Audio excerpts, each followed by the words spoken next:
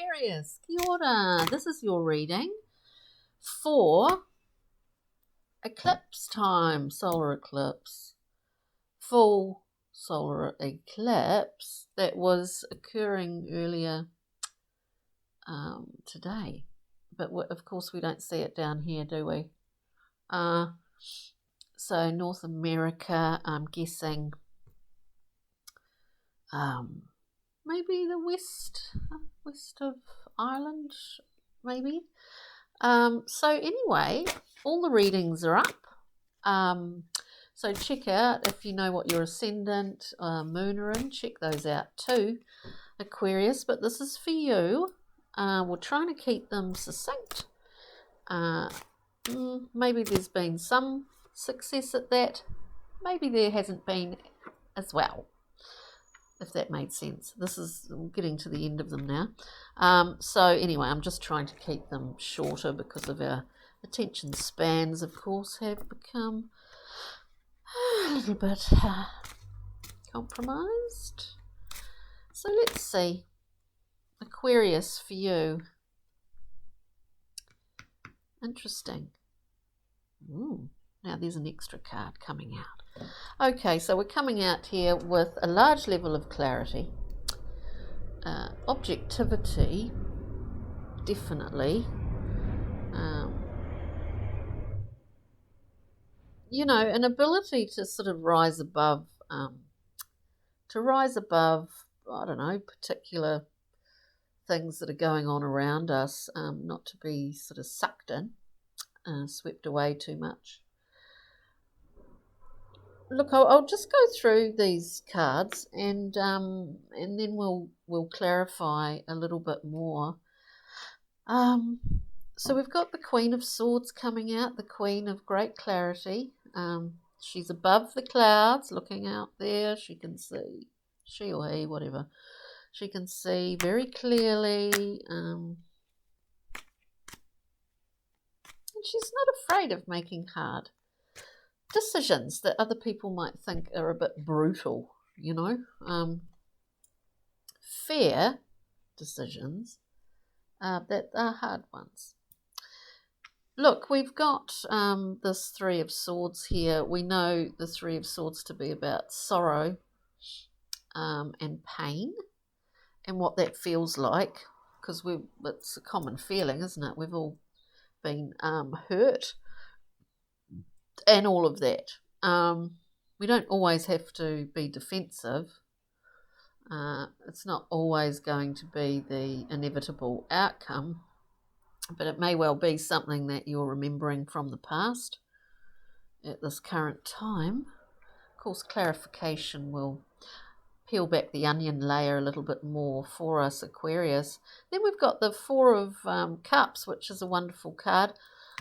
Thoth deck, it's called Luxury. And we get used to a certain level, don't we? Whether it's luxury, whether it's space, whether it's anything, we get used to it. And sometimes if we feel you know, that's been encroached upon or something, you know, in some decks the Four of Cups is a card of opportunity, but in a strange way we need to shift our focus, recognize something to be an opportunity first and foremost. It may not look like it, so it's tricky. It may not look like an option or an opportunity. It might not smell or look like what we expect an opportunity to smell or look like, but it is. So the challenge is to recognize something that doesn't appear to be, which sounds like a riddle or something, or an impossible task, doesn't it? But coming back to the basics, we've got a stable Four. It is a cup. There's a stability in it to the degree that maybe the water isn't flowing as easily as it could. And then we've got the Princess of Swords. fighting and defending herself from an invisible adversary. You know, it's a sword. Like our worst adversary or opponent is in fact our own mind, you know, in this Princess of Swords card. It's in our mind. Always the way. And then we've got some clarity because we've got messages coming through and a kind of electrical charge with it. Immediate communicado. Clearing. We can see if we got a bit tangled up in the middle here between the Queen, the Princess. We really do elevate. We really do, boom, come out here with that 8, all about the mind. 8 of Wands, Swiftness, it's called, in the Thoth deck. So now let's go through and clarify Aquarius. We'll clarify this Queen. The Queen of Swords is together, sitting at the bar with the Queen of Wands. Now that would be something to see, wouldn't it? At your local. That would be great. That would be great. Wouldn't you want to talk to them? Queen of Swords, Queen of Wands, will, fire, and the airy sword. This is kind of, you've got air and fire, Aquarius. There's something important about those two elements together at the moment for you as an air sign. It's the ability to be able to, and ease actually, to be able to use your will, to use that air and fire in a really controlled manner, which I think will last for a while. But anyway, let's keep going.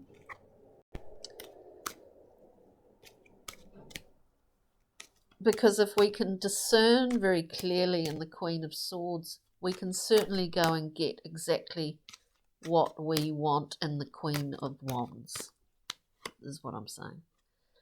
Now, it might not happen as quickly as you want. We've got Temperance popping out here, but I'll just put that timing. I'll just put that, because I think there's an astrological timing with this for you as an air sign, if that makes sense. We're looking at the Three of Swords now. This is actually the way that I see it often. It's like a memory, the Three of Swords. We've got the 10. So there's a lot of ground that's been covered between that 3 and this 10. This 10 of Swords is a wonderful card because there is a bomb, like a realization, like an epiphany moment. So we can't take any more. We can't take any more than 10. So we understand, intrinsically understand something here in order to go forward, to go forth with another. You know, I just see, like, it's awful actually, but I don't mean it to be awful, but like a pirate with, all right, here's my 10th, I don't know, shrunken head or something, you know, that I can put on my belt. It's kind of like that. There's an well, no, it's not like a shrunken head, but there's an understanding and a penny drops in this card. These are wealth. This is wealthy wounding that goes on to become something incredibly, incredibly integrous and strong. This is what I'm trying to say. If we continue here to the Four of Cups, which in itself is a beautiful card. It's a beautiful card. Four of Cups, please. Four of Cups. Opportunities.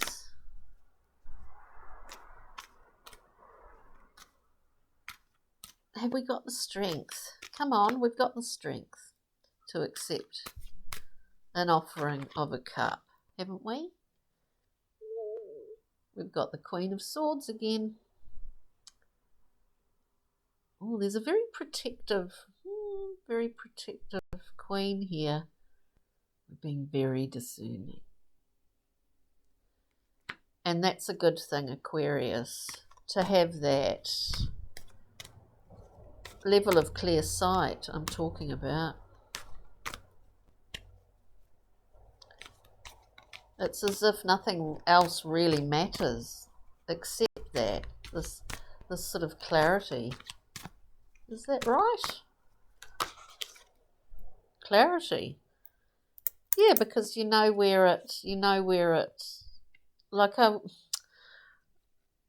as I said, this is wealth. This is wealthy wounding. What did I say? That the outcome of it is integrous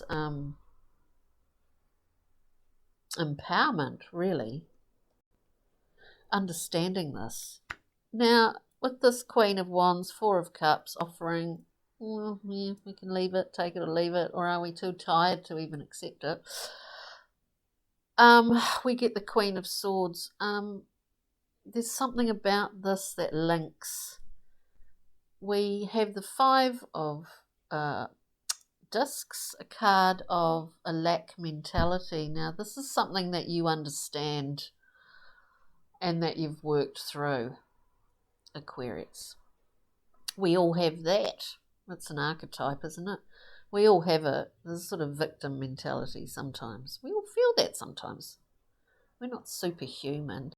But you have understood this, what it is for you. This is a great wealth.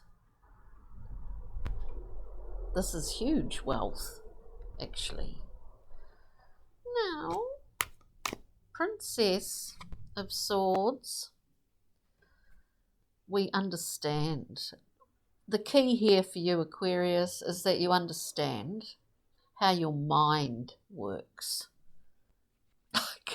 And, you know, because we can spend years working against our mind, and we have little tricks in place to trick it so that it doesn't stop us from doing so. I mean, you know, there's all these different things, but what it is, just the sheer awareness that you have of how your mind works is such a huge strength. Now, when I'm talking about wealth, the Ace of Discs came out. This is wealth. This is the doorway that you walk through. That there's an ease, and probably over, I don't know, the next few months or something, or could be a year, I don't know, that things come to you quite easily, I think. Now, this is about abundance in all forms. So when you understand your capacity to imagine a necessary defense, you understand it to be your own mind. And so you kind of, you can work it. You can work your own mind. You can even trick it. It's interesting. And then Eight of Discs, we have Swiftness, which is a wonderful card. Clarity of communication, inside and out. Inside and out. It's great clarity here.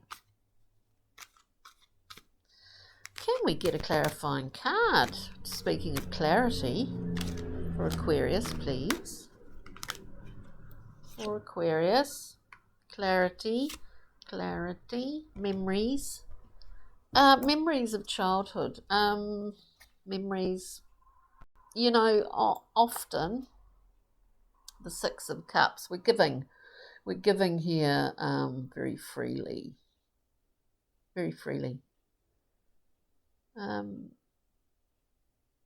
You know, from the essence of a childlike way, you see. But there's a sense in the Six of Cups, which is a beautiful balance card.